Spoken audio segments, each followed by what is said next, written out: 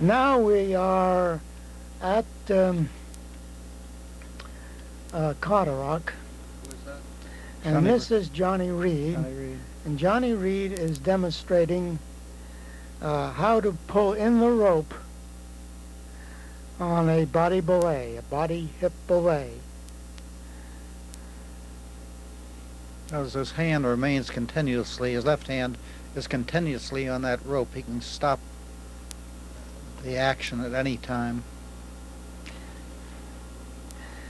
And Johnny is teaching Jane, who in this case is simulating a novice climber. He's teaching her how to pull in the rope on a hip belay.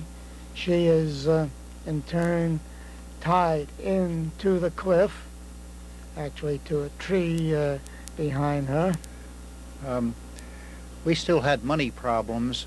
Our novices had to learn to climb in a hell of a hurry.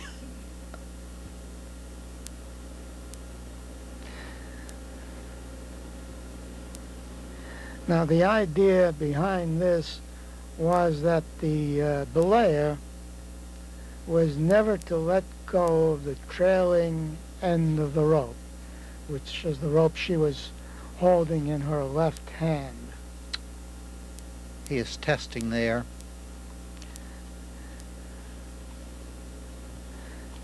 Now, we also developed the idea of testing before climbing, even on practice climbs, so that before a climber actually climbed, and this is myself at the end of the rope, what I'm doing here is I'm taking in some slack and then jumping into the rope. And Jane is supposed to catch me before I reach bottom. Now, to begin with, we use very little slack, like a foot or two, until Jane's technique becomes adequate, and then we increase that.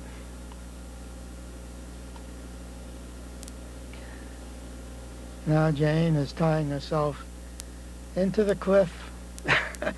That rope nearly got away from her.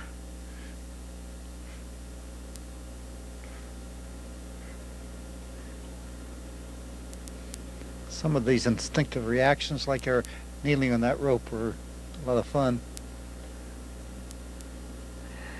I don't know if it's common to use the overhand knot nowadays, but we used to use that for tying in quite a bit.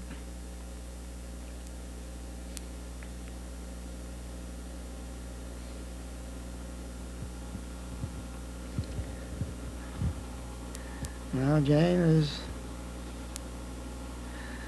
laying, and here I am tying in.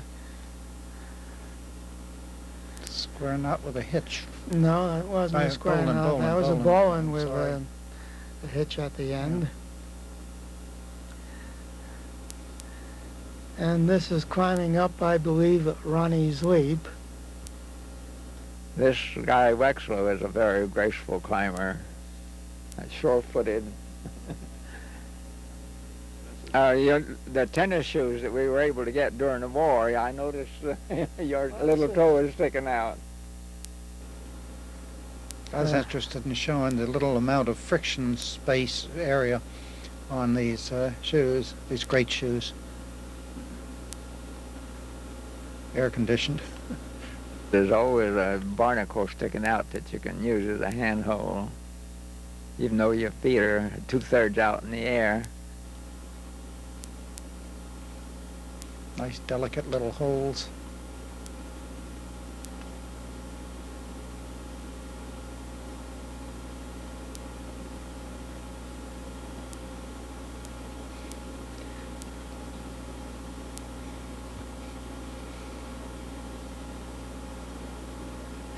With shoes of this kind, we have relied mostly on friction. At a later time, when the stiff-soled shoe is developed, and then one could climb using the edges as if one were climbing using nails. On the next climb, John Brim is climbing Minahan's staircase. It depends on faith, friction, and 2 fingernail holes. The key is to remain vertical. If you hug the rock, you are lost. This climb is reminiscent of Herbie's horror. When your foot begins a shaking and you think you're gonna fall, and what you're hanging on to isn't any good at all, and there's nothing quite within your reach that's half as good to use, that's the time you get the Herbie's Horror Blues. Oh, the Herbie's Horror Blues make you feel so low, and you wonder what it is that makes you fall off so, and you tear your hair in deep despair and blame it on your shoes. But we all know it's the Herbie's Horror Blues.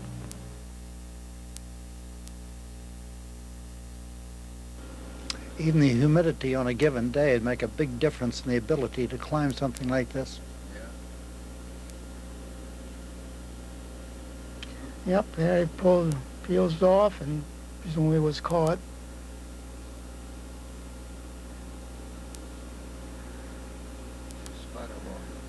Ah, yes. Well, here I am doing the spider walk.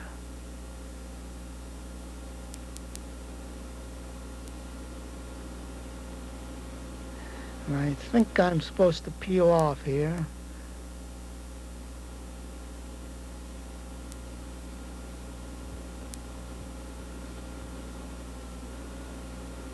Yeah, there it goes.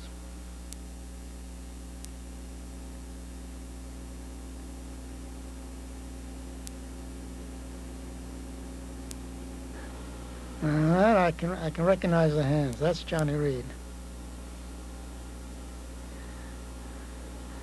And the idea on this sequence was to show the technique of tying in on a ball line.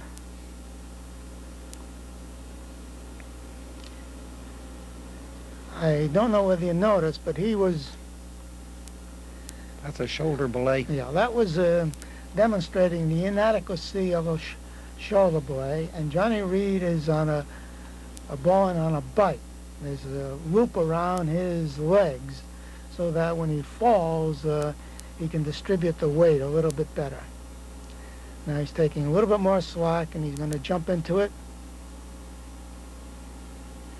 Even with a hip belay. This is Ken Karcher doing the belaying. Yeah.